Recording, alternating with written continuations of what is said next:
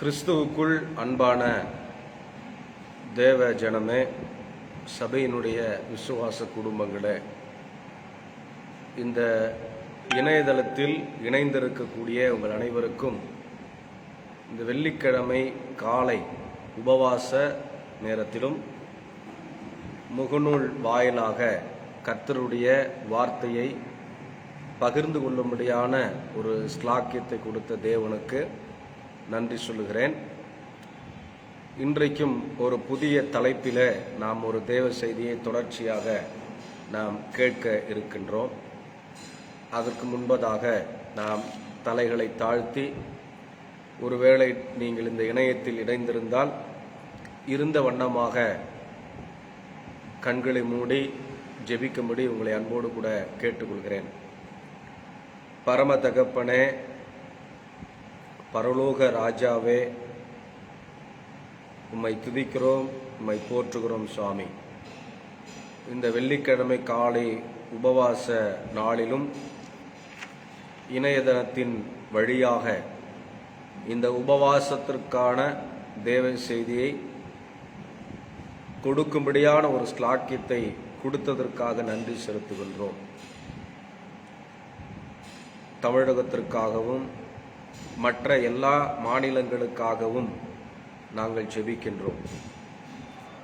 Corona virus, delta virus போன்ற வைரஸ்களால் பாதிக்கப்பட்ட ஒவ்வொரு மாநிலத்தினுடைய மக்களுக்காக ஜெபிக்கின்றோம்.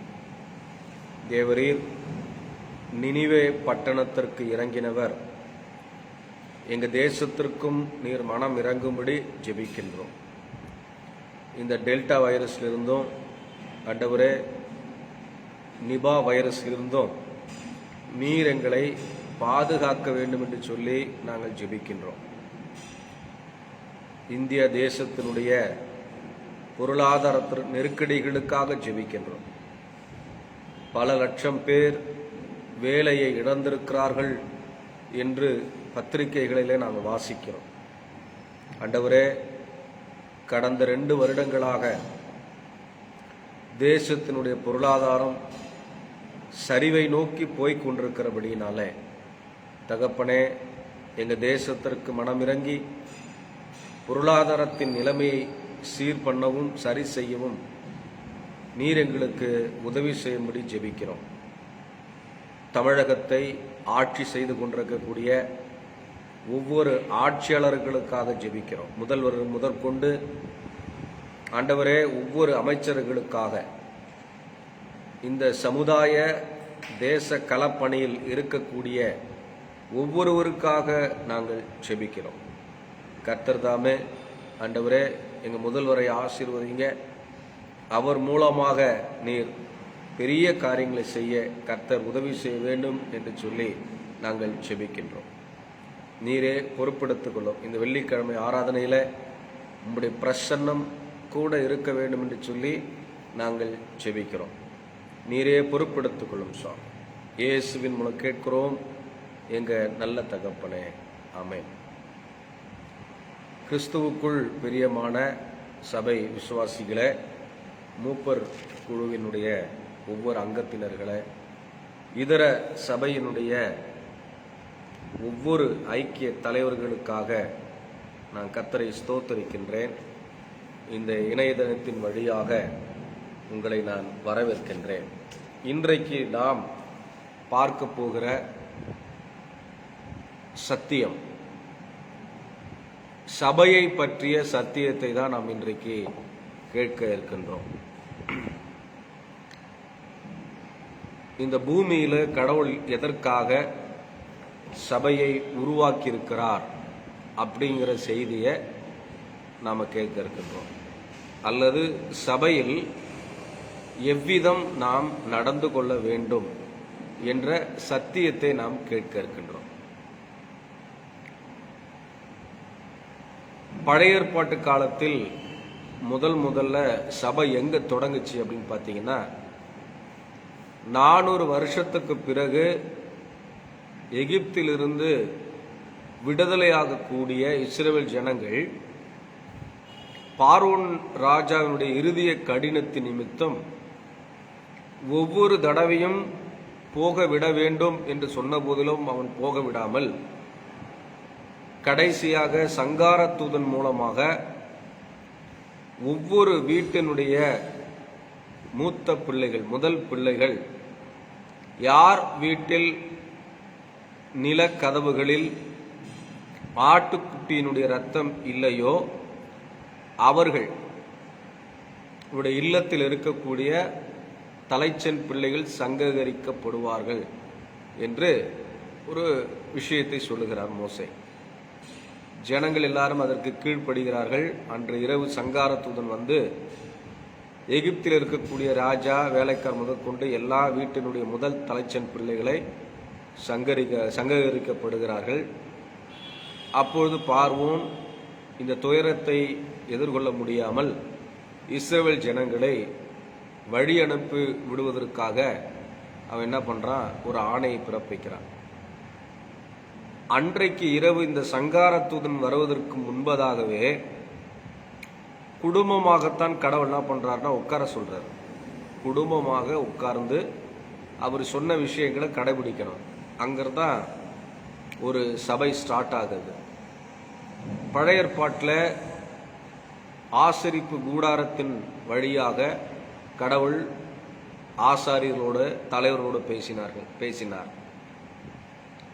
ஆசாரிப்பு கூடாரம் தற்காலிகமானதாக இருந்தது. வனாந்திரத்தில் அவர்களுக்கென்று சொந்தமாக ஒரு தேசத்தை, வாக்குத்தத்தம் பண்ணப்பட்ட தேசத்தை கடவுள் கொடுக்கிற பொழுது தாவீது கடவுளுடைய ஆலயத்தை கட்ட வேண்டும் என்ற ஒரு வாஞ்சை அவனுக்குள் இருந்த போதிலும் கடவுள் அதை அனுமதிக்கவில்லை. ஆனால் அவனுடைய எண்ணத்தை, அவனுடைய ஆசையை அவனுடைய மகன் மூலமாக ஆண்டவர் நிறைவேற்றி எருசலேமில் ஒரு பிரதானமாக ஒரு ஆலயத்தை அவர் கட்டுகிறார். அதுக்கப்புறம் ஜனங்களுடைய கீழ்ப்படியாமையினால 70 வருடம் அடிமையாய் கிடக்கிறார்கள். சபைகள் தீக்கரையாக்கப்படுகிறது. சபையில் ஆராதனைகள் நடைபெறவில்லை. அதுக்கு 70 வருஷத்துக்கு பிறகு ஜெருபாபேல் என்ற ஒரு தலைவன் மூலமாக அவர் என்ன பண்றாரு, சபையை கட்ட ஆரம்பிக்கிறார். நெகேமியா மூலமாக அலங்கங்கள் கட்டப்படுகிறது. எஸ்ரா மூலமாக மக்களுடைய ஆவிக்குரிய வாழ்க்கையை கட்டுகிறார். இது ரொம்ப பெரிய வரலாறாக இருந்தாலும் சுருக்கமாக உங்களோடு கூட நான் பேசிக்கொண்டிருக்கிறேன். எருசலேமில் பிரதானமான ஆலயம், பிரம்மாண்டமான ஆலயம். ஆனால் அது மக்களுடைய ஆவிக்குரிய வாழ்க்கை சீர் இல்லாததுனால கடவுளுக்கு பயப்படாத ஒரு சூழ்நிலை இஸ்ரவேல் ஜனங்களுக்குள் இருந்தபடியினால அந்நிய ஜனங்களோடு இவர்கள் பின்னி பிணைந்ததுனால அந்நிய ராஜாவுடைய கைகளில் இவர்களை அடிமையாக போகக்கூடிய ஒரு சூழ்நிலையை கடவுள் ஏற்படுத்துகிறார். அப்படி போகிற பொழுது அந்த எருசலேம் ஆலயத்தில் வழிபாடு நின்று விட்டது. ஆராதனைகள் இல்லாமல் போனது. அதுக்கப்புறம் யூதர்களுக்குள்ளே சினகாக் என்று சொல்லப்படுகிற சின்ன ஜெப கூடாரங்கள் அமைக்கப்பட்டது. புதிய ஏற்பாட்டு காலத்தில் இயேசுனுடைய பிறப்பினுடைய வரலாற்றை நீங்கள் பார்த்தீங்கன்னா ஜெப ஆலய தலைவன் என்று ஒரு பட்டம் இருக்கிறது. இது எருசலேம் ஆலயத்தில் வருஷத்துக்கு ஒரு முறை வெளியில் இருக்கிற, அதாவது எங்கும் சுற்றி இருக்கிற ஜனங்கள் போனாலும் மற்ற நாட்களில் கடவுளை வழிபடுவதற்கு, ஆராதனை செய்வதற்கு சினகாக் முறையை அறிமுகப்படுத்தினார்கள். ஜெப கூடாரம் சின்ன சின்னதாக அங்கங்கே அறிமுகப்படுத்தினார்கள். ஆனால் இயேசு மரித்து உயிரோடு கூட எழுந்த பிறகு சபையினுடைய கருத்து, சபையினுடைய மாற்றங்கள் நிகழ்கிறத வரலாற்றிலே நாம பார்க்கிறோம். சினகாக்க இன்றைக்கு சினகாக்க இருக்கக்கூடிய ஏராளமான சபைகள் இன்றைக்கு இருக்கிறதை நாம் பார்க்கின்றோம். கிரேக்க வார்த்தையில சபை என்று சொல்லப்படுவதற்கு எக்லீஷியா என்று பெயர். கிரேக்க வார்த்தையில எக்லீஷியா என்று பெயர். ஒன் ஹூ கால்ட் அவுட், அதாவது அழைக்கப்பட்ட ஜனம், பிரித்தெடுக்கப்பட்ட ஜனம் ஒன்றாக கூடி ஒரு இடத்தில் ஆராதிக்கிறது தான் சர்ச் என்று நாம் சொல்லுகிறோம். சபை பல தேசங்களில் சங்கங்கள் இருக்கின்றன, சபைகள் இருக்கின்றன. ஒரு கிராமம்னு எடுத்துக்கிட்டீங்கன்னா அங்கே ஊர் பிரச்சனைகளை பேசுவதற்கும் அங்கே ஊரினுடைய தேவைகளை சந்திப்பதற்கு ஒரு தலைவர் இருப்பார். மாதத்துக்கு ஒரு முறையோ அல்லது 2 மாதத்துக்கு ஒரு முறையோ அந்த பஞ்சாயத்து கூடப்படும். மக்களுடைய கோரிக்கைகள், மக்களுடைய மனுக்களை வாங்குவதற்காக அந்த கூட்டம் நடைபெறும். இதையும் சபை என்று சொல்லுகிறார். சபை, பஞ்சாயத்து சபை. ஏன்னா அந்த கிராமத்தில் தண்ணீர் பிரச்சனை இருக்கலாம், பற்றாக்குறை இருக்கலாம், சுகாதார பற்றாக்குறை இருக்கலாம், அல்லது ஒவ்வொரு தனி மனிதனுடைய தேவைகளுக்காக பூர்த்தி செய்வதற்காக மனுக்கள் பெறப்பட்டு மக்களுடைய கோரிக்கைகள் ஏற்றுக்கொள்ளப்பட்டு அந்த மக்களுக்கான பிரச்சனைகளை தீர்க்கக்கூடிய ஒரு சங்கமாக, சபையாக இந்த சபை, இதுக்கு பேர் கிராம சபை என்று சொல்வார்கள். கிராம சபை. சாதிக்கு ஒரு சங்கம் இருக்கிறது. இங்கே ஒவ்வொரு சாதிக்கும் ஒரு சங்கம். இவர்கள் வருடத்தில் ஒரு முறையோ அல்லது 6 மாதத்திற்கு ஒரு முறையோ தங்களை கூடி ஒரு ஐக்கியத்தை ஏற்படுத்துவதற்காக இந்த சபைகளை அவர்கள் உருவாக்கியிருக்கார்கள். இதற்கு வருஷத்திற்கோ அல்லது மாதத்திற்கோ ஒரு சந்தாவினை பெற்றுக்கொண்டு அந்த சபை நடக்கும். அவர்கள் எல்லாரும் தங்களுக்கான ஒரு கோரிக்கையை நிறைவேற்றுவதற்காக ஒரு கூட்டமாக, ஒரு விழா போன்று இந்த சபையை என்ன பண்ணுவாங்கன்னா நடத்துவார்கள். அப்போ ஒரு கூட்டம், அது இனமோ அல்லது ஒரு சாதிக்குட்பட்டதோ ஒன்று கூடும்போது அது ஒரு சபையாக, சங்கமாக அது மாறுகிறது. ஆனால் இந்த பூமியில கூடுகிற இந்த சபைக்கும் கிறிஸ்தவர்களாகிய நாம் கூடுவதற்கும் வித்தியாசம் இருக்கிறது. வெளியில சபைக்கு அப்பாற்பட்டு நிறைய சங்கங்கள் இருந்தாலும் அது ஒரு இனத்திற்குட்பட்டதாக, அது ஒரு சாதிக்குட்பட்டதாக இருக்கின்றன. ஆனால் சபை என்பது வெறுமனே கிராம சபை, பஞ்சாயத்து சபை என்று அதுக்கு பெயர்கள் சூட்டினாலும் கிறிஸ்தவர்களாகிய நாம் கூடுகிற சபைக்கு ஒரு சின்ன மாற்றம் தான் இருக்கின்றன. அது என்ன அப்படின்னா, அதுக்கு பேர் திருச்சபை. மற்றதெல்லாம் சபை என்றுதான் சொல்லுகிறார்கள். ஆனால் கிறிஸ்தவர்கள் கூடுகிற கூட்டம்க்கு பெயர்தான் திருச்சபை என்று பெயர். கல்யாண நோட்டீஸ்ல திருமதி என்று போட்டிருப்பார். வெறுமனே ஒரு பெயரை எழுதி எங்களுடைய திருமண நிகழ்ச்சிக்கு வாங்க என்று நீங்கள் அழைக்கிற பொழுது அது ஒரு மரியாதை குறைவாக இருக்கிறது. திரு என்பது ஒரு அடையாள சொல், ஒரு மனிதனை மரியாதையோட அழைக்கக்கூடிய ஒரு அடையாள சொல். அதுக்குத்தான் கிறிஸ்தவர்கள் கூடுகிற ஒரு இடத்திற்கு சபை என்று பெயரிடாமல் திருச்சபை என்று பெயரிடுகிறோம். பாருங்க, கிறிஸ்தவர்கள் பயன்படுத்துகிற வேதத்திற்கு திருவார்த்தை, திருவிவிலியம் என்று பல பெயர்கள். இப்போ இதுக்கு ஒரு ரெஸ்பெக்ட் இருக்கு. ஏன் அப்படின்னாக்கா, மற்ற சபைகள் எல்லாம் மனிதர்களாக, ஐக்கியங்களாக கூடுகிறது. ஆனால் இந்த உலகத்தில் இயேசுதான் சபையை உருவாக்கினார். எப்படி உருவாக்கினார் அப்படின்னா, அவருடைய திரு ரத்தத்தினால நம்மை சம்பாதித்திருக்கிறார், விலைக்கரையம் கொடுத்து வாங்கியிருக்கிறார் என்று வேதத்தில் பவுல் சபையை பற்றி சொல்லும் போது மிக அழகாக அதை குறிப்பிடுகிறதை நாம் பார்க்கின்றோம். அப்ப நாம வெறுமனே இந்த சபையை கூட்டல. இந்த சபைக்கு அஸ்திபாரம் இயேசு கிறிஸ்து, இந்த சபைக்கு தலைவர் இயேசு கிறிஸ்து. நாம் அவருடைய அங்கங்களாக இருக்கிறோம், உறுப்புகளாக இருக்கிறோம் என்றுதான் சொல்லுகிறார். சபைக்கு இயேசு மட்டும்தான் தலைவர். 2 சபை இருக்கிறது, அதையும் நாம் புரிந்து கொள்ள வேண்டும். வேதத்தின்படி 2 சபைகள் இருக்கிறது. ஒன்று காணக்கூடாத சபை, த இன்விசிபிள் சர்ச். இரண்டாவது விசிபிள் சர்ச். காணக்கூடாத சபை எங்க இருக்கிறது அப்படின்னா பரலோகத்தில் இருக்கிறது. நமக்கு முன்னாடி இருந்த முற்பிதாக்கள், முன்னோர்கள் தேவன் இருக்கும் இடத்தில் பரலோகத்தில் அங்கு ஒரு சபை இருக்கிறது. அவர்கள் வெறும் ஆத்துமாக்களாக உயிர்த்து சிங்காசனத்தில் இருக்கக்கூடிய தேவ ஆட்டுக்குட்டியை ஓயாமல் ஆராதித்துக் கொண்டிருக்கிறார்கள் என்று வெளிப்படுத்தின விசேஷத்தில் நாம் வாசிக்கிறோம். இது நம்ம கண்களுக்கு தெரியாது. ஆனால் எப்பொழுது இதை நாம் பார்ப்போம் அப்படின்னா, இயேசு கிறிஸ்து நியாய தீர்ப்பு செய்யும்படி அவர் பூமியை நோக்கி வருகிற பொழுது திரளான பரிசுத்தவான்களோடு கூட அவர் வருவார். அப்பொழுது அந்த சபையோடு நாமும் இணைந்து கொள்வோம் அப்படின்னு வெளிப்படுத்த விசேஷத்துல யோவான் சொல்லுகிறதை நாம் பார்க்கின்றோம்.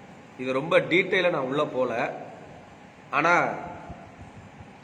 ஒவ்வொரு வசனத்திற்கு நான் இதை குறிப்பிட வேண்டுமானால் நிறைய நேரம் ஆகிக்கொண்டே இருக்கும். அதனால் ஒரு சபையை பற்றிய சுருக்கமான செய்தியை நான் உங்களுக்கு சொல்லுகிறேன். இது காணக்கூடாத சபை என்று பார்க்கிறோம்.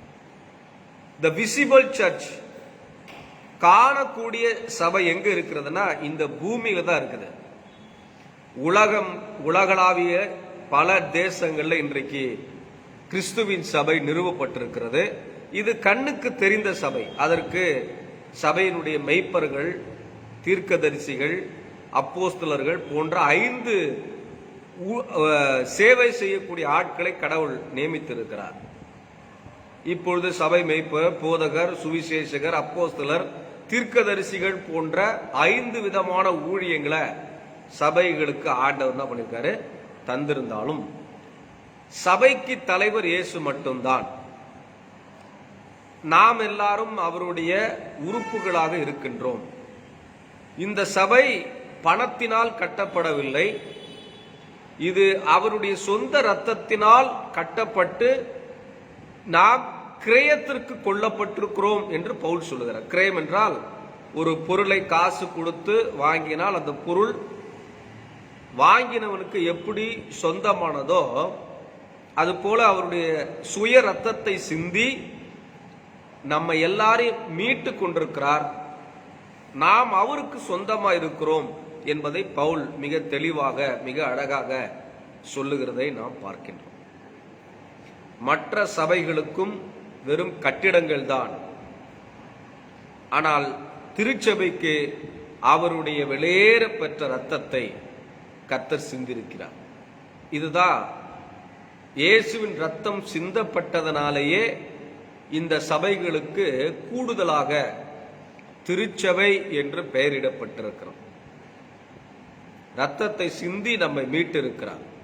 அதனால இதுக்கு வெளியேற பெற்ற ரத்தத்தை தேவன் நமக்கு சிந்திருக்கிறபடியினால இதுக்கு சபை என்று குறிப்பிடாமல் திருச்சபை, ஒரு மரியாதையை கூட்ட வண்ணமாக, ஒரு பயபக்தியை கூட்ட வண்ணமாக இதற்கு சபை என்று பொருள்படுகிறது. Ecclesia, one who called out, அழைக்கப்பட்டவர்கள். இந்த உலகத்தில் யாரெல்லாம் சுவிசேஷத்தை கேட்டு தன்னை பாவி என்று உணர்ந்து நம்முடைய பாவத்திற்கு பரிகாரி இயேசு கிறிஸ்து என்று விசுவாசித்து அவரை தெய்வமாக ஏற்றுக்கொண்டு எனக்காக கர்த்தர் ரத்தம் சிந்திருக்கிறார் என்ற உணர்வோடு நாம் மனம் திரும்பி இயேசுவை அவர் நம்மை ஏற்றுக்கொண்டு நாம் அவரை பின்பற்றுகிற ஒரு கூட்டம் இருக்கு இல்லையா, இந்த கூட்டம் ஒரு இடத்தில் ஒன்று கூடி ஆராதிக்கிற இடம்தான் சபை என்று வேதம் சொல்லுகிறது. இவர்கள் பிரித்தெடுக்கப்பட்டவர்கள் என்று வேதம் சொல்லுகிறது. அதனால்தான் இது ரட்சிக்கப்பட்ட அல்லது மீட்கப்பட்ட கூட்டம் என்று வேதம் இதற்கு ஒரு புது பரிணாமத்தை தந்திருக்கிறது. அதனால சபையை பற்றிய ஒரு பார்வை எப்பொழுதும் நமக்கு மிக தெளிவாக ஒவ்வொரு விசுவாசிக்கும் தெரிந்திருக்க வேண்டும். இன்றைக்கு பல சபை பிரிவுகள் இருக்கின்றன, பல டினாமினேஷன்கள் இருக்கின்றன. பல டினாமினேஷன்களும் பல சபை பிரிவுகளும் இருந்தாலும் எல்லாம் ஒன்றை நோக்கித்தான் போய்க் கொண்டிருக்கின்றன. அதாவது வானத்திலிருந்து மழை பெய்தாலும் அந்த தண்ணீர் எல்லாம், எல்லா தண்ணீர்களும், ஓடையில் வருகின்ற, ஆறுகளில் வருகின்ற எல்லா தண்ணீரும் ஒரே தண்ணீராக இருந்தாலும் அவையெல்லாம் சமுத்திரத்தை நோக்கித்தான் போய்க் கொண்டிருக்கிறது என்று நாம் படித்திருக்கிறோம். அதுபோல இந்த உலகளாவிய கண்ணுக்கு தெரிந்த இந்த விசிபிள் சர்ச் ஆனது பல கோட்பாடுகள் நிறைந்திருந்தாலும் இன்றைக்கு எல்லாம் ஒன்றதை நோக்கித்தான் போய்க் கொண்டிருக்கிறது. எல்லா சபைக்கும் இயேசு தலைவராக இருக்கிறார். நாம் அவருடைய அங்கங்களாக, உறுப்புகளாக இருக்கிறோம் என்றுதான் வேதம் சொல்லுகிறது. எல்லாரும் சபைக்கு போய் கொண்டிருக்கிறோம். ஆனால் ஒரு கேள்வி என்ன அப்படின்னா, சபையை பற்றிய ஒரு பார்வை உங்களுக்கு எப்படி இருக்கிறது என்று நாம கண்டிப்பாக இதை நீங்கள் தெரிந்து கொள்ள வேண்டியிருக்கிறது. இது வெறும் கட்டிடத்தை நாம் குறிக்க முடியாது. ஏனென்றால் அவருடைய சரீரத்தில் தான் நாம் அங்கங்களாக இருக்கின்றோம். ஒரு நாள் இந்த சபையை எடுத்துக்கொள்ள, சபை என்பது நாம் தான் சபை, கட்டிடம் அல்ல. இன்னைக்கு பல கோடிகள், பல லட்சங்களை கொட்டி சபையை நாம் கட்டினாலும் கூட ரகசிய வருகையில் இந்த சபை எடுத்துக்கொள்ளப்படும் என்று வேதம் தெளிவாக சொல்லுகிறது. கட்டிடத்தையா எடுத்துக்கொள்ளப்படுகிறார் இல்லை. நம்ம எவ்வளவு கோடிகள், எவ்வளவு லட்சங்களை போட்டு சபையை நாம் கட்டினாலும், எவ்வளவு கோபுரங்களை நாம் கட்டினாலும், இந்த கட்டிடமோ இந்த கோபுரங்களோ பரலோகத்திற்கு போக போவது இல்லை. மாறாக சபையாகிய நாம் தான் பரலோகத்திற்கு ரகசிய வருகையில் சபை எடுத்துக்கொள்ளப்படுதல் என்று இதுதான் அர்த்தம். அந்த ரகசிய வருகை இன்னும் நடைபெறவில்லை. ஆனால் வெகு சீக்கிரத்தில் அது நடைபெறும். அதுக்கு அப்புறமாக மிகுந்த உபத்திரவத்தின் காலத்தில் சபை கடந்து போகும். அதற்கு பின்பதாக தேவனுடைய நியாய தீர்ப்பு வரும். அதுக்கப்புறமா ஒரேடியாக எல்லாருமே பரலோகத்தில் நாம் வீற்றிருப்போம். இதெல்லாம் நடக்க போகுது. ஆனால் இந்த பூமியில கடவுள் நமக்கு ஒரு ஸ்பேஸ் கொடுத்திருக்க, ஒரு இடத்தை கொடுத்திருக்காரு. அதில் நாம் கூடி ஆராதிக்க வேண்டும் என்று தேவன் எதிர்பார்க்கிறார். நாம் தான் கண்ணுக்கு தெரிந்த சபை. நாம் இன்விசிபிள் அல்ல, விசிபிள். எல்லாருக்கும் இந்த சபை எப்படி இருக்கிறது? முதல்ல மற்றவர்கள் என்ன பார்க்கிறார்கள் என்பதை விட சபைக்குள் இருக்கக்கூடிய அங்கத்தினர்களாக இருக்கக்கூடிய நாம் இந்த சபையை எப்படி பார்க்கிறோம் என்பது இருக்கிறது. நம்முடைய கண்ணோட்டம் எப்படி இருக்கிறது என்பதை நாம் பார்க்க வேண்டும். அப்ப சபையை பற்றி வேதம் என்ன சொல்லுகிறது அப்படின்னு நம்ம புரிஞ்சுக்கிட்டாலே இந்த சபைக்கு கொடுக்கக்கூடிய கனத்தையும் மரியாதையும் நாம் நிச்சயமாக உண்மையாக ரட்சிக்கப்பட்டவர்கள் கொடுப்பார்கள். இந்த அறகுறையா இருக்கிறவங்க கொடுக்க மாட்டாங்க. ரட்சிக்கப்படாதவர்களாக இருந்து சபைக்கு வருகிறவர்கள் சபையை பற்றி கண்டிப்பாக தெரியாது. ஆனால் ஒன்று மட்டும் நிச்சயம், இந்த சபை என்பது சும்மா கொடுக்கல. கடவுளுடைய வெளியேற பெற்ற ரத்தத்தை கொண்டு சிந்தப்பட்டு நம்ம அது நமக்கு கையில தந்திருக்கிறார். சிமெண்ட் வச்சு ஜல்லி வச்சு கட்டுற கட்டிடம் அல்ல அது. அவருடைய சொந்த ரத்தத்தை அவர் நமக்கு சிந்திருக்கிறார். அப்படின்னு அந்த சபையினுடைய பார்வை எப்படி இருக்க வேண்டும் என்பதை நாம் உணர்ந்தால் ஒழிய இந்த சபைக்கு கொடுக்க வேண்டிய கணம் கட்டிடங்களாக பார்த்தால் அது கட்டிடம்தான். ஆனால் நாம் அப்படி பார்க்கக்கூடாது. வேதத்தின் கண்ணோட்டத்தோடு இந்த சபையை பற்றி கிறிஸ்து நமக்கு என்ன போதித்திருக்கிறார் என்ற கண்ணோட்டத்தோடு தான் இந்த சபையை அப்படிப்பட்டவர்களுக்கு தான் இந்த சபை ஆசீர்வதிக்கப்படுகிற ஒரு இடமாக இருக்கும். பழைய ஏற்பாட்டிலிருந்து நிறைய பேர் சபையை நேசித்திருக்கிறார். அதற்கு முழு காரணம், அதாவது முக்கிய காரணம் யார் அப்படின்னா தாவீதை எடுத்துக்கொள்ளலாம். அவர் தான் ஃபர்ஸ்ட் ஆண்டவருக்கென்று ஒரு நிலையான ஒரு ஆலயத்தை கட்ட வேண்டும் என்று ஆசைப்பட்டார். ஆனால் அவருடைய கரங்கள், கைகள் இரத்த கரைகளா இருக்கிறது. அதனால் அவருடைய மகன் மூலமாக இந்த சபையை கட்டினாலும் சபையை, ஆராதனையை, ஆலயத்தை தாவீது அதிகமாக நேசித்தார் என்று வேதத்தில் நாம வாசிக்கிறோம். ஏனென்றால் கடவுள் தங்கும் இடம் என்பதுதான் இந்த சபையாக இருந்தது. அதனால்தான் கடவுள் தாவீதை ஆசீர்வதிப்பதற்கு மூல முக்கிய காரணமே அவன் சபையை நேசித்தான், ஆராதனைகளை நேசித்தான். ஆனால் புதிய ஏற்பாட்டில் வருகிற பொழுது பவுல் சொல்லுகிறார், நீங்களே அந்த ஆலயம். கட்டிடத்தில் ஒரு நாள் நாம ஒரு சங்கமாக நாம் கூடி ஆராதிக்கிறது ஒன்று இருக்கிறது.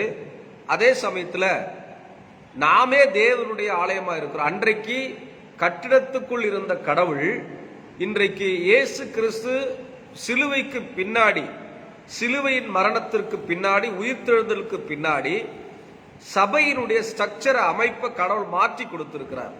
என்ன அப்படின்னா, நம்முடைய சரீரமானது இது ஆவிக்குரிய மாளிகையாக கடவுள் என்ன பண்ணியிருக்காரு, ஏற்படுத்தி இருக்கிறார். அப்ப நாம தான் சபை என்று சொல்லுகிறார், நாம தான் கட்டிடங்கள் என்று சொல்லுகிறார். அதனால அன்புக்குரியவர்களே, வேதத்தில் இருந்துதான் சபையை நாம் பார்க்க, இதுக்கு எவ்வளவு நம்ம ரெஸ்பெக்ட் தரணும். ஆவியானவர் இன்றைக்கு சபைகளில் நமக்குள் இருக்கிறார். நாம் எங்கே கூடுகிறோமோ அவருடைய பிரசன்னம் அங்கே இருக்கிறது என்றுதான் சொல்லுகிறார். மத்தேயுல வாசிக்கிறோம், எங்கே 2-3 பேர் கூடி ஜெபிக்கிறார்களோ அங்கே நாம் அவருடைய பிரசன்னம் இருக்கிறது என்று கடவுளே சொல்றார். அப்ப அவருடைய பிள்ளைகளாகிய ரட்சிக்கப்பட்ட கூட்டமாகிய நாம் ஒரு இடத்தில் கூடி இருக்கும்போது அவர் முன்பதாகவே இருக்கிறார் என்றுதான் சொல்லுகிறார். அவருடைய பிரசன்னம் நமக்கு இருக்கிறது. அவருடைய பிள்ளைகளாகி நாம் கூடி அவரை ஆராதிக்கிற பொழுது, அவரை துதிக்கிற பொழுது, அவருடைய வேத வசனத்தை ஆராய்ந்து பார்க்கிற ஒரு இடமாக அதை நாம் வைத்துக் கொள்ளுகிற பொழுது அவருடைய பிரசன்னம் நம்மோடு கூட இருக்கிறது. அதை அவர் வாக்கு பண்ணியிருக்கிறார். பழைய ஏற்பாட்டு எத்தனையோ வாக்கு தத்தங்களை கடவுள் செய்திருக்கிறார். புதிய ஏற்பாட்டிலும் எத்தனையோ வாக்கு தத்தங்களை கடவுள் செய்திருக்கிறார்.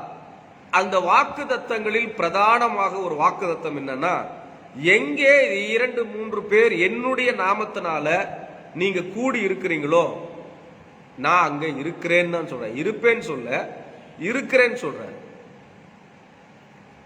சாதிக்கு ஒரு தலைவன் இருக்கலாம், சாதிக்கு ஒரு கூட்டம், அதுக்கு ஒரு தலைவன் இருக்கலாம், இல்ல கிராம சபைக்கு ஒரு பஞ்சாயத்து தலைவர் இருக்கலாம். ஆனால் நமக்கு ஒரு தலைவர் இருக்கிறார்.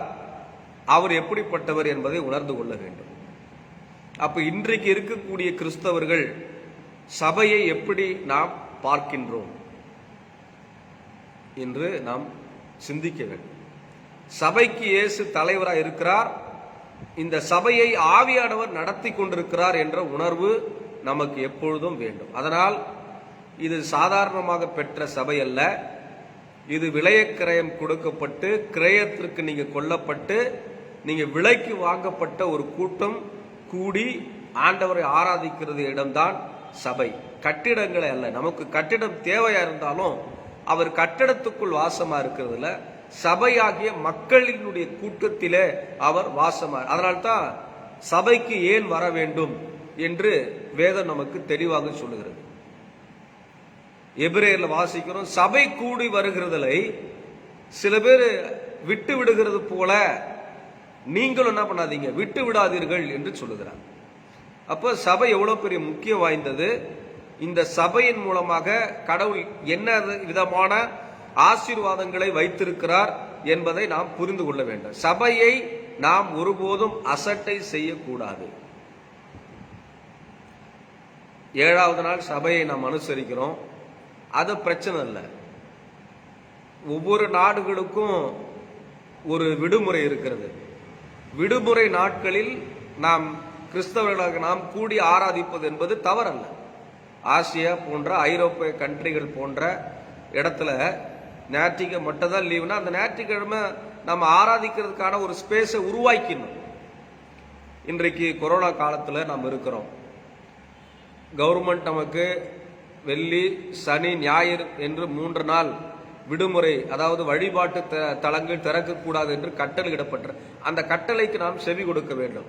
சபை எப்பொழுதும் ஒரு நாட்டினுடைய அரசாங்கத்திற்கு கட்டுப்பட்டிருக்க வேண்டும். அதனால் ஞாயிற்றுக்கிழமை இல்லை என்பதற்காக நாம் கூடவே கூடாது என்று அர்த்தம் அல்ல.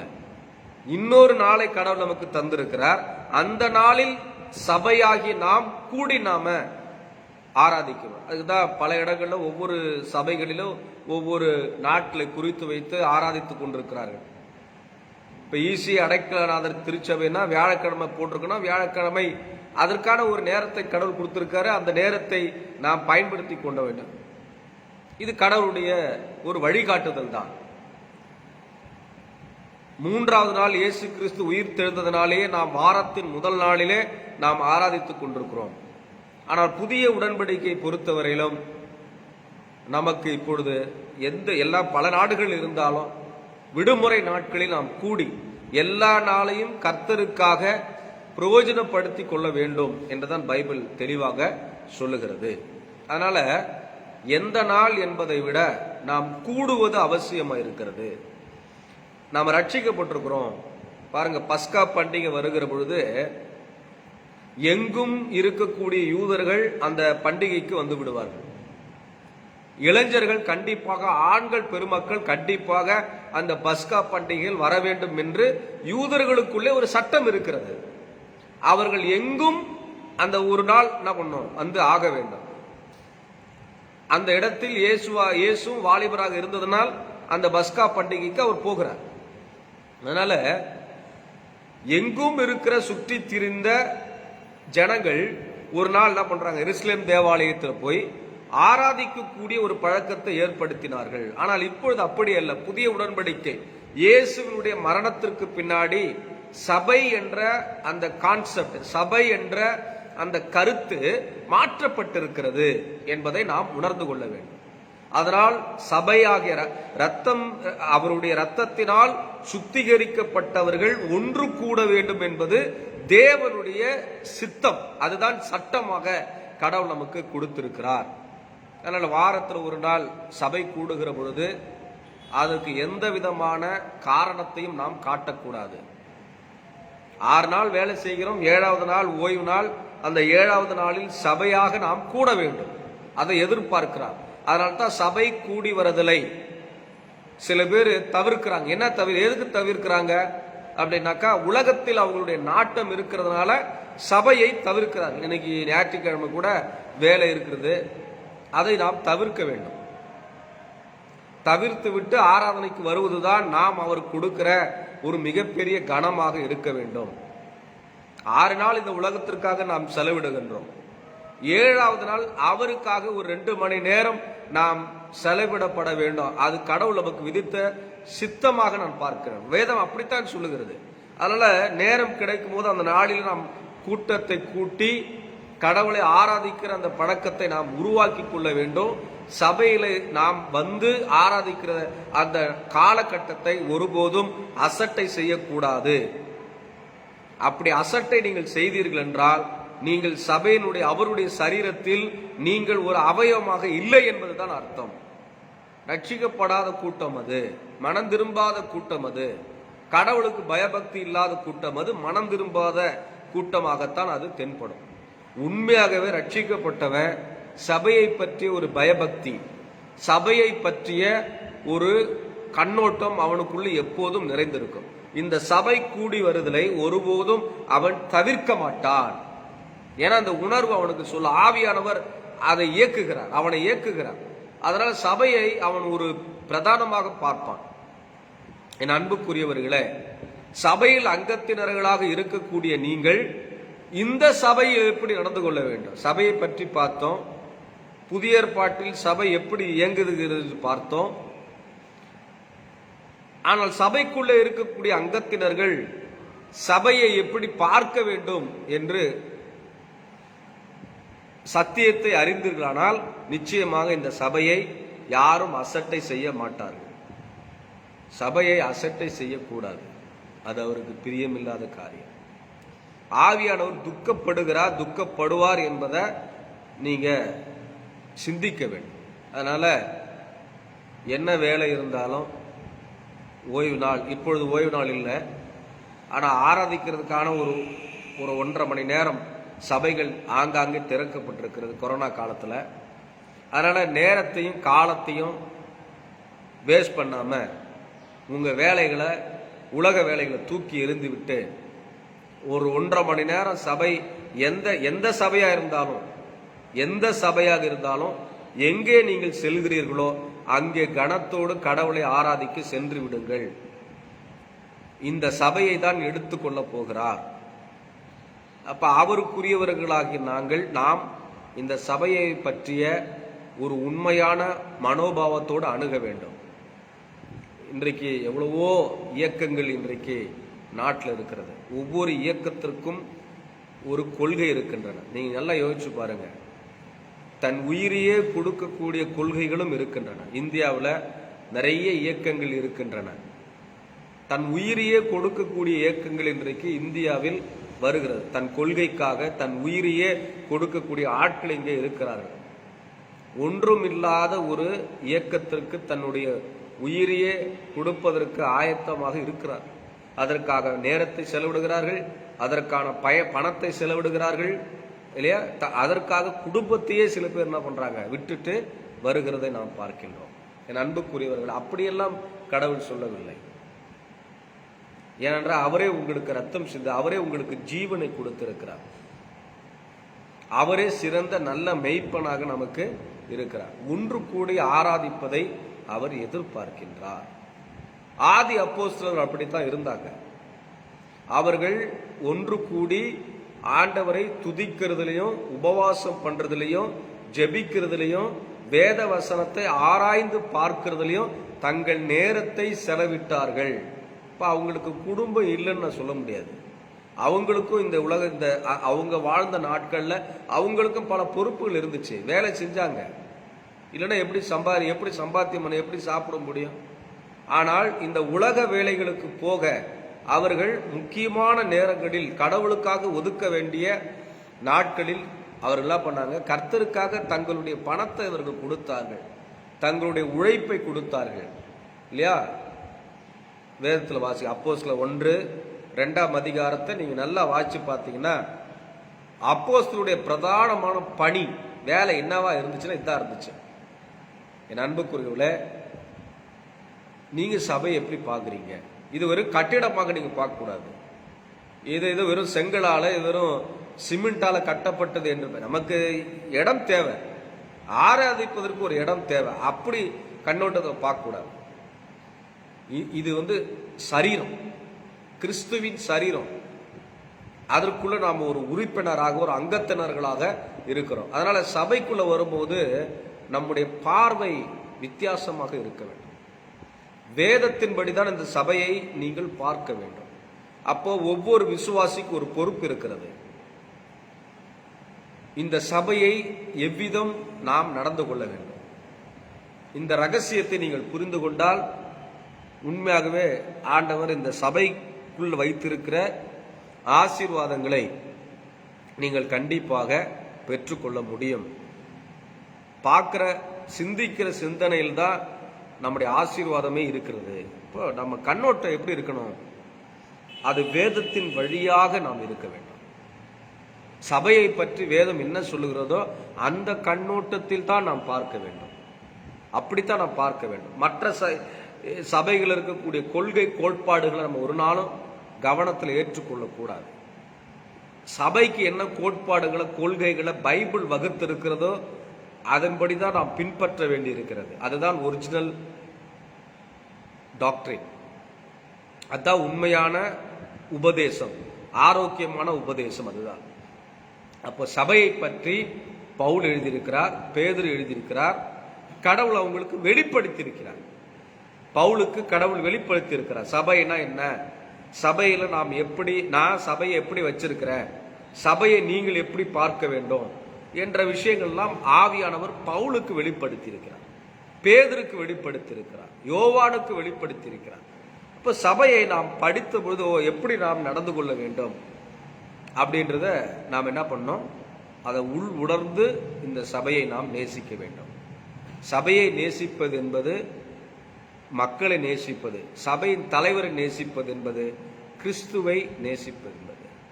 அப்ப இந்த உலகத்தில் பிதாவானவர் இந்த சபைக்கு கிறிஸ்துவை தலைவராக வைத்திருக்கிறார். இப்பொழுது அவர் பரிந்து பேசிக் கொண்டிருக்கிறார்.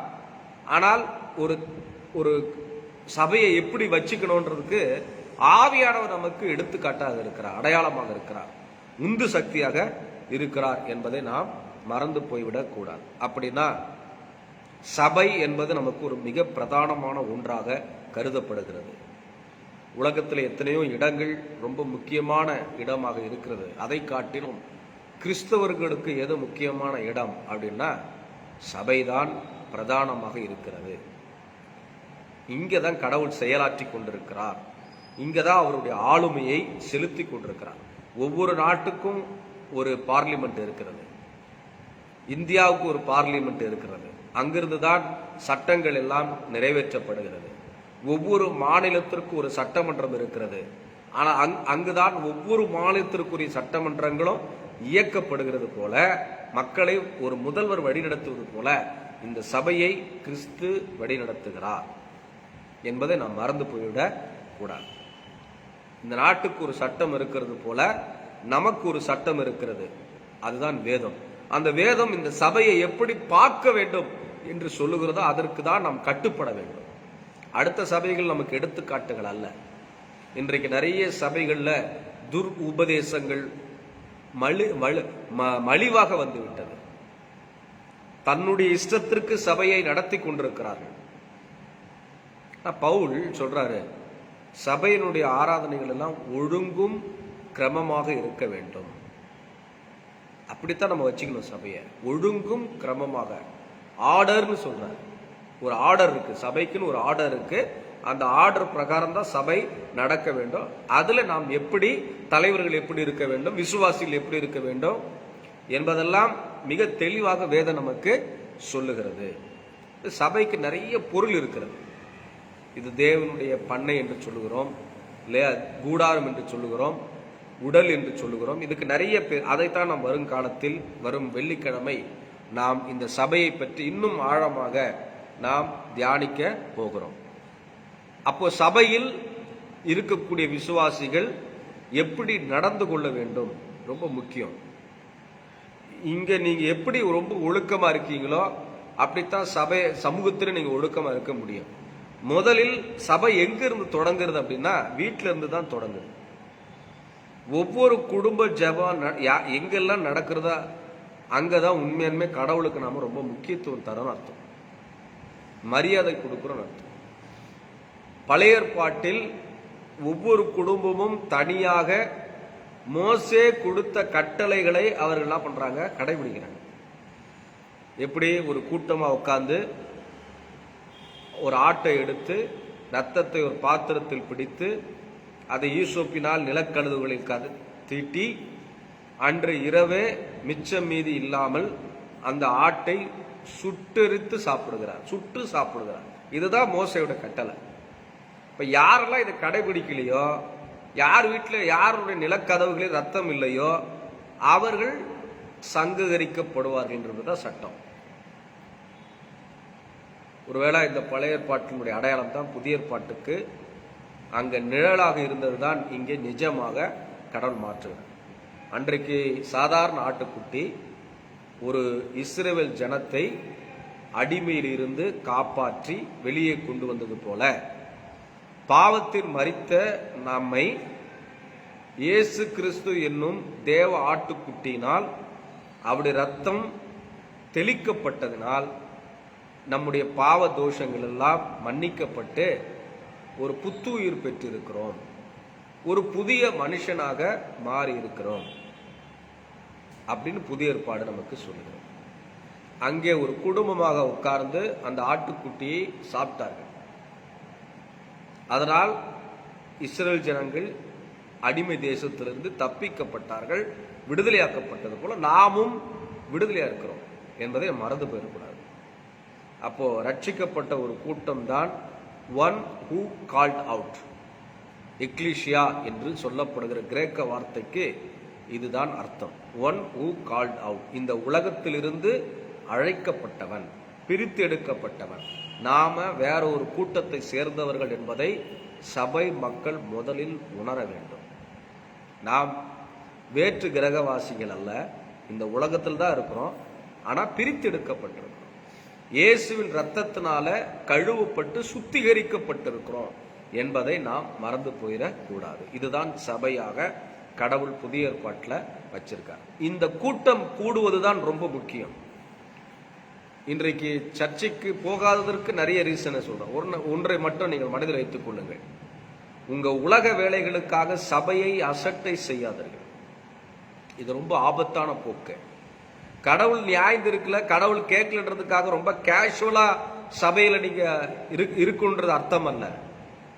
இதுக்கு கடவுள் ரொம்ப விளையக்கரையை கொடுத்துட்டாரு. கண்டிப்பா இதுக்கெல்லாம் நம்ம சபையை அசட்டை செய்கிற ஒவ்வொருவரும் தேவனுடைய நியாய தீர்ப்பில் பதில் சொல்லித்தான் ஆக வேண்டும். இங்க உங்க போக்குக்கு இங்க இடம் இல்லை. நீங்க சொல்றது காரணங்களுக்கு இங்க இடம் இல்லை. யாரெல்லாம் உண்மையை ரட்சிக்கப்பட்டிருக்கா கண்டிப்பா வருவான், ஒன்று கூடுவாங்க, ஆராதிப்பாங்க. அதுதான் அவங்க வேலையை. இது அசட்டை செய்கிறத பற்றி இங்க கவலை இல்லை. அசட்டை செய்தால் அசட்டை செய்து கொள்ளுங்கள். அதற்குண்டான பிரதிபலனை நீங்கள் அனுபவிப்பீர்கள்.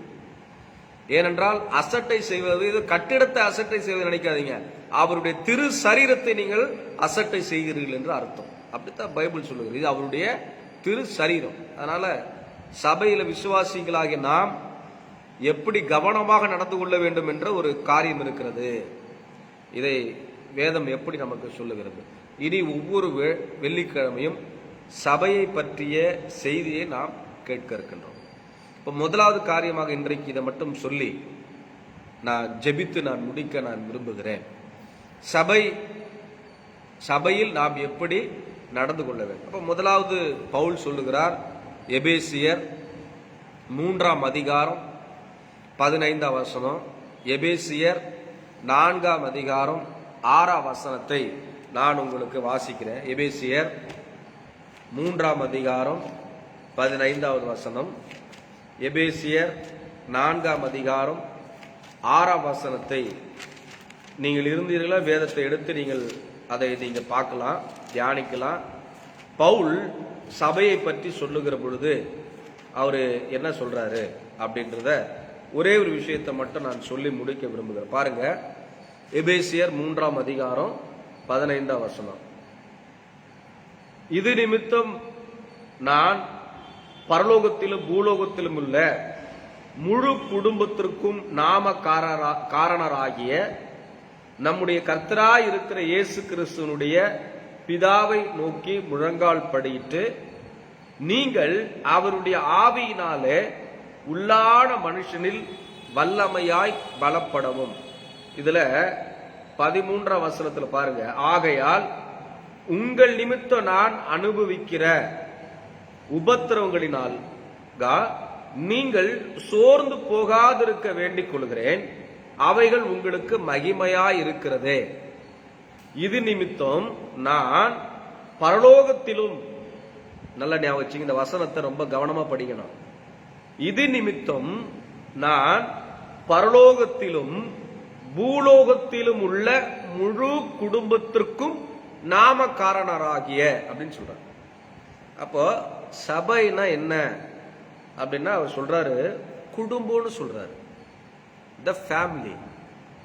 நமக்கு ஃபேமிலி இருக்கு, நமக்குன்னு தனிப்பட்ட ஃபேமிலி இருக்குது. அந்த ஃபேமிலி சொல்லல, அது ஒரு ரத்த ஃபேமிலி, அது ஒரு பிளட் ரிலேஷன்ஷிப் சொல்லலாம். ஒவ்வொருத்தருக்கும் பிளட் ரிலேஷன்ஸ் வேற மாதிரி இருக்கும். ஆனால் ஒவ்வொரு இதுக்கும் ஒவ்வொரு குடும்பம். இன்னைக்கு இந்தியாவிலேயே இல்லை தமிழகத்திலே ஒவ்வொரு மாநிலத்திலும் குடும்பங்களுக்குன்னு ஒரு தனி பேர் இருக்குது. கேரளாவுக்கு போனீங்கன்னா அங்க ஒரு குடும்பத்திற்குன்னு ஒரு பேர் இருக்கு. தமிழ்நாட்டில் ஒரு குடும்பத்திற்குன்னு ஒரு பேர் இருக்கு. இப்படி ஒவ்வொரு ஸ்டேட்லயும் ஒரு குடும்பத்திற்கு ஒரு ஒரு ஒரு என்ன எப்படி சொல்றது, ஒரு அடையாளம் இருக்கிறது. ஆனா ரட்சிக்கப்பட்டவர்களுக்கு இதுக்கு அதுக்கு சம்பந்தம் இல்லை.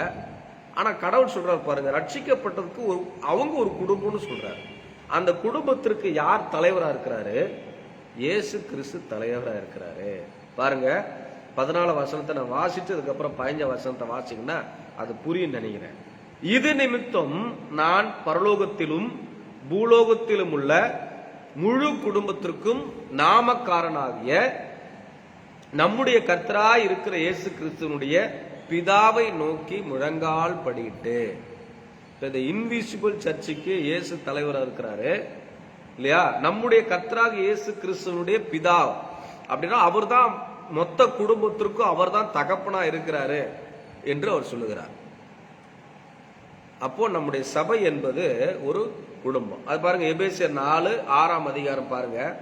ஒரே கர்த்தரும் ஒரே விசுவாசமும் ஒரே ஞானஸ்தானமும் எல்லாருக்கும் ஒரே தேவனும் பிதாவும் உண்டு. அவர் எல்லார் மேலும் எல்லாரோடும் உங்கள் எல்லாருக்குள்ளும் இருக்கிறவர்.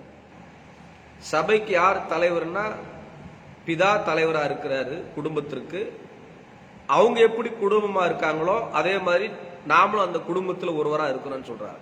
பிதா தகப்பனா இருக்காரு, இயேசு மகனா இருக்காரு, ஆவியானவர் அவங்களோட இணைந்து இருக்கிறது போல அது ஒரு குடும்பம் அப்படின்னு சொல்றார். பரலோகத்தில் இது ஒரு குடும்பம், பூலோகத்துல ரட்சிக்கப்பட்டவங்களுக்கும் இது ஒரு குடும்பம்னு சொல்றாரு. இந்த குடும்பத்திற்கு அவங்க எல்லாருமே தலைவரா இருக்கிறாங்கன்னு சொல்றாரு. என் அன்புக்குரியவர்களே, அப்போ சபைனா என்ன அப்படின்னா சபை என்பது ஒரு குடும்பம் அப்படின்னு சொல்றாரு. அதனால என்ன ஆச்சு, இந்த குடும்பத்திற்குள்ள இருக்கக்கூடிய ஒவ்வொருவரும் நாம் எப்படி இருக்கணும்னா ஒவ்வொருவரும் ஒருவரோடு ஒருவர் நம்பிக்கையோடும் மதிப்போடும் ஒத்துழைப்போடும் நாம வாழ வேண்டும் என்று வேதம் சொல்லுகிறோம். குடும்பத்தில் ஒரு கணவன் மனைவி பிள்ளைங்க இருக்கிறாங்கன்னா ஒவ்வொருக்கும் ஒரு ரெஸ்பெக்ட் இருக்கு. ஒரு மனைவி கணவனை ரெஸ்பெக்ட் பண்ணணும், ஒரு கணவன் மனைவியை ரெஸ்பெக்ட் பண்ணணும், 2 பேரும் சேர்ந்து ஒரு பிள்ளைகளை ரெஸ்பெக்ட் பண்ணணும், பிள்ளைங்க பெற்றோரை ரெஸ்பெக்ட் பண்ணணும்.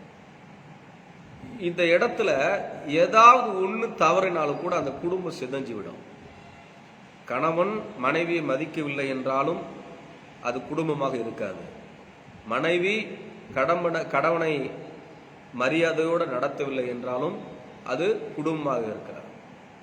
இன்றைக்கு நிறைய குடும்பங்கள் பிரிந்து போவதற்கு காரணமே ஒரு அண்டர்ஸ்டாண்ட் இல்லாதது தான். இன்றைக்கு நிறைய குடும்பங்கள், குறிப்பாக கிறிஸ்தவ குடும்பங்கள், இன்றைக்கு ஒவ்வொரு கோர்ட்டுகளிலும் போய் டைவர்ஸுக்காக தான் நிற்கிறார். அது பல லாயர்கள் என்கிட்ட பகிர்ந்து கொண்டதை நான் பார்த்துருக்கேன். இந்த உலகத்திற்கு சாட்சியாக இருக்க வேண்டிய நாம் இன்றைக்கு சாட்சியிலிருந்து தவறிக்கொண்டே இருக்கிறோம். இது கடவுளுக்கு ஒரு மிகுந்த வேதனை அளிக்கக்கூடிய ஒரு செயலாக தான் நான் பார்க்கிறேன். கணவன் மனைவியை மதிப்பது, மனைவி கணவனை மதிப்பது என்பது ரொம்ப முக்கியம். நம்பிக்கை தான் ரொம்ப முக்கியம். இன்னைக்கு குடும்பத்தில் மனைவி கணவன் மீதோ கணவன் மனைவி மீதோ சந்தேகம் ஏற்பட்டாலே பிரச்சனை தான்.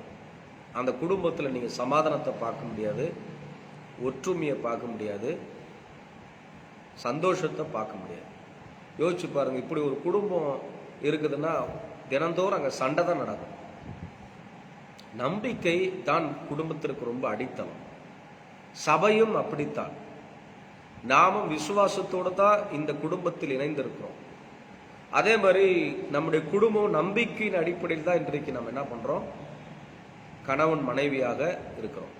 நம்பிக்கை தான். அதில் எல்லளவும் சந்தேகம் வந்துருச்சுனால குடும்பம் சிதறுவது எப்படியோ அதே போல எல்லளவும் அவிவிசுவாசம் நமக்குள்ளே வந்துச்சுன்னா இந்த ஆவிக்குரிய குடும்பத்தில் நாம் என்ன பண்ண முடியாது, இருக்கவே முடியாது. அப்ப சபை என்பது குடும்பம். அதற்கு பிதா, குமாரன், பரிசுத்த ஆவி எப்படி நாமக்காரர்களாக இருக்கிறார்களோ குடும்பமாக இருக்கிறார்களோ, இது பார்க்க முடியாத ஒரு திருச்சபை, த இன்விசிபிள் சர்ச். விசிபிளாக நாம் இங்கே ஒரு குடும்பத்தை வச்சிருக்கிறோம். இது கண்ணார பார்க்கக்கூடியது. இந்த குடும்பத்திற்கு அவர்கள்தான் தலைவராக இருக்கிறார்கள். அப்படின்றால் சபை என்பது ஒரு குடும்பம் மாதிரி. நம்பிக்கை இல்லையா, ஒத்துழைப்பு, இதெல்லாம் ஒரு குடும்பத்தில் இருந்தால் தான் ஒரு குடும்பத்தை நாம நடத்த முடியும் என்பது போல சபை என்பதும் ஒரு குடும்பம் தான். நம்பிக்கையோடு வாங்க, எல்லாரும் கூட ஒத்துழைப்போடு இருக்கணும், எல்லாரையும் சரிசமமாக அவங்களுக்கு கொடுக்க வேண்டிய மரியாதையை நாம் சபை மக்களுக்கு கொடுக்க வேண்டும். அப்போதான் குடும்பம் நல்லா இருக்கும். அப்ப சபை என்பது ஒரு குடும்பம். இங்க நிறைய திருச்சபைகள்ல உறுப்பினர்களாக இருக்கிறோம். உறுப்பினர்கள் என்பது இந்த உலகத்திற்குத்தான் நம்ம மெம்பர்ஷிப்லாம் இங்க தான். இந்த மெம்பர்ஷிப் கார்டை வச்சுக்கிட்டு நீங்க பரலோகத்துக்குலாம் போக முடியாது இல்லையா? நம்ம ஒரு தசமபாக கார்டை வச்சிருக்கிறோம். இது ஒரு ஊழியம் வளருவதற்கு ஒரு ஒரு வழிமுறை தானே ஒழிய, இந்த கார்டை வச்சுக்கிட்டு நீங்க இயேசு கிறிஸ்து வரும்போது எனக்கு ஈஸி அடைக்கலாத கார்டு இருக்குது, சிஎஸ்சி கார்டு இருக்குது, பெந்தேகோஸ்தே கார்டு இருக்குது, நான் பல வருஷமா இதுல உறுப்பினராக இருக்கேன், அந்த கார்டை காட்டிட்டுல நீங்க என்ன பண்ண முடியாது? பரலோகத்துக்கு போகவே முடியாது. அப்படி கண்ணோட்டத்தில் இந்த சபையை பார்க்க கூடாது. நாம சபைக்குரிய ஊழியத்தை சேவை செய்ய வேண்டிய வேலை வேற. இது ஊழியத்தை தாங்குவதற்கான ஒரு சிஸ்டம் வச்சிருக்கிறோம் ஒழிய, வேதத்தின் சிஸ்டம் தான் ரொம்ப முக்கியம். என் அன்புக்குரியவர்களே, இந்த சபையை நீங்கள் குடும்பமாக பார்க்க வேண்டும். இந்த குடும்பத்திற்கு இயேசு பிதா, பரிசுத்த ஆவியானவர் இவர்கள் முழு நாமக்காரர்களாகிய பொறுப்பாளர்களாக இருக்கிறார்கள். அதனால சபை என்பது ஒரு குடும்பம். இந்த சபையில எப்படி நாம் நடந்து கொள்கிறோமோ அதே போலதான் இந்த குடும்பத்தை எப்படி ட்ரீட் பண்ணணுமோ அது மாதிரி தான் இதுவும் ட்ரீட் பண்ணணும். இப்ப இங்க இந்த சபையில நாம ரொம்ப சிஸ்டமேட்டிக்கா இருந்துட்டோம்னாலே குடும்பம் நல்லா இருக்குன்றது என்னுடைய அபிப்பிராயம். இன்னைக்கு குடும்பத்துக்குள்ள சச்சரவு, சண்டை ஏன் ஏற்படுதுன்னா, சபையோட நாம சரியா அணுகாததான் பிரச்சனை. இந்த சபையை யாரெல்லாம் அசட்டை செய்யறாங்களோ அந்த குடும்பத்துல சமாதானம் இருக்காது. அவருடைய சரீரத்தை நீங்க குலைச்சலாக்குறீங்க. ஏற்கனவே இயேசு கிறிஸ்து சிலுவையில் அறையும் போது அவருடைய சரீரத்தை நொறுக்கி இருக்கிறார். நீங்க நொறுக்கிடாதீங்க, நீங்க மீண்டும் சிலுவையில் ஆணியை அறைந்து விடாதீர்கள். ஏனென்றால் இந்த சபை அவ்வளவு புனிதமாக வைத்திருக்கிறார் ஆண்டவர். இந்த சபைக்கு வரக்கூடியவர்கள் எப்படி பார்க்கணும்? ஒரு சபைனா குடும்பமாக பார்க்க வேண்டும். நமக்கு ஒரு குடும்பம் இருக்கு, வெளியில ரிலேஷன்ஸ்லாம் இருக்கு, அதல்ல. இங்கே ஒரே குடும்பம் தான், ரட்சிப்பின் அனுபவத்தை பெற்ற ஒரே குடும்பம் தான் இங்கே இருக்கிறார்கள். அதனால் சபை என்பது ஒரு குடும்பம். மனைவி கணவனை பார்த்து மரியாதை இல்லாம பேசினா அது எப்படி இருக்கும் பாருங்க. அதே தான் சபையும்.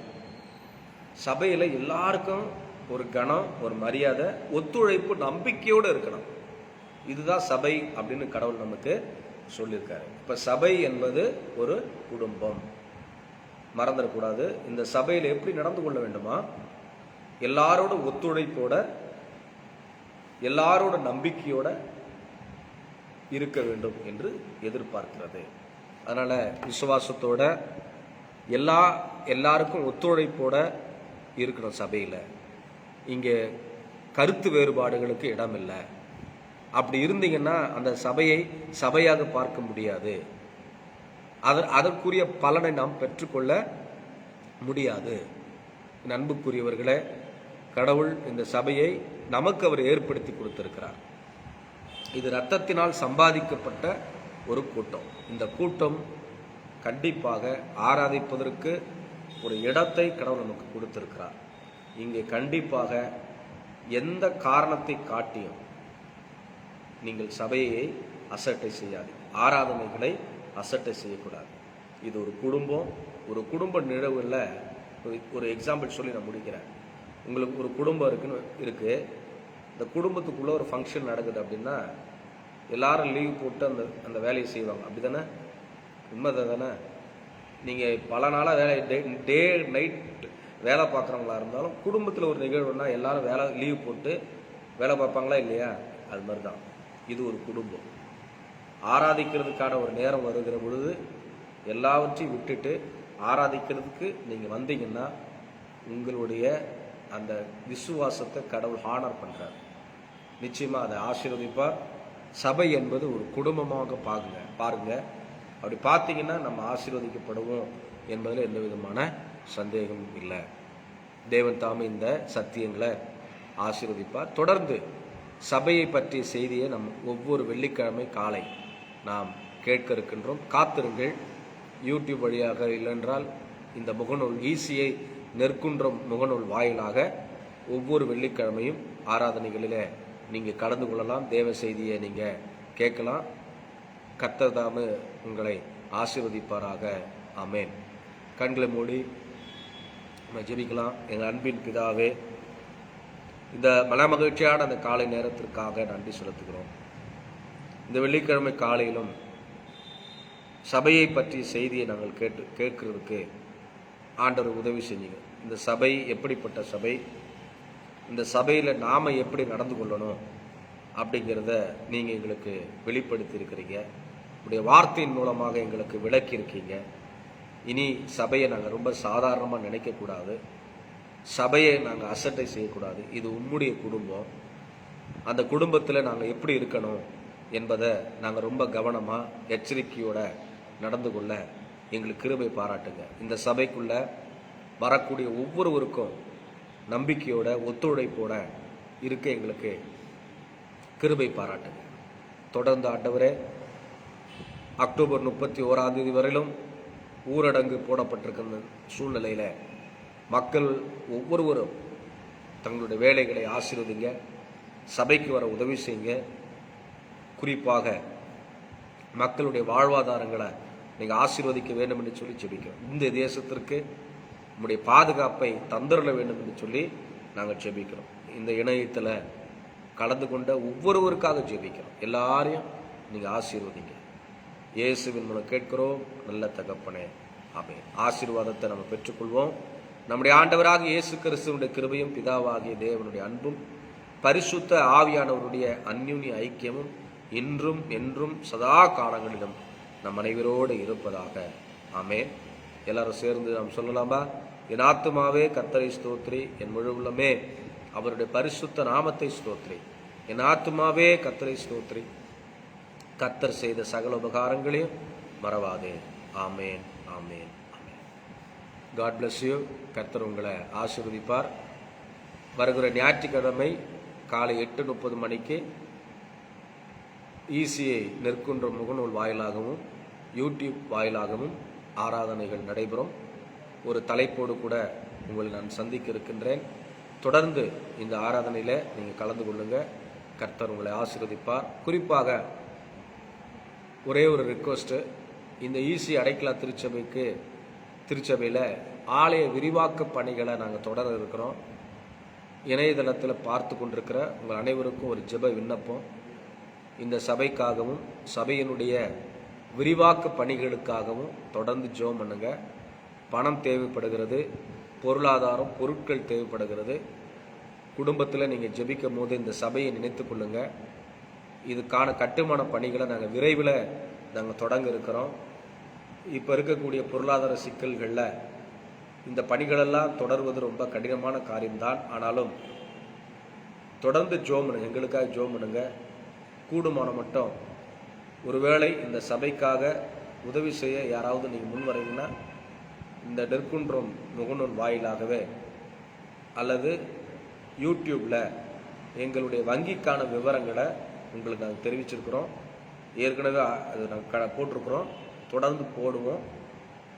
பல லட்சங்கள், கிட்டத்தட்ட ஒரு 75 லட்சங்களுக்கு மேலாக தேவைப்படுகிறது. தொடர்ந்து ஜோமனுங்க ஜெபத்தில் நினைச்சு கொள்ளுங்க, எங்களுக்கு சப்போர்ட் பண்ணுங்க. இந்த பணிகளெல்லாம் விரைந்து முடிக்கிறதுக்கு உங்கள் முழங்கால்களும் உங்கள் கைகளும் எங்களுக்கு உதவி செய்யட்டும். கர்த்தர் தாமே உங்களை ஆசீர்வதிப்பாராக. ஆமென். God bless you.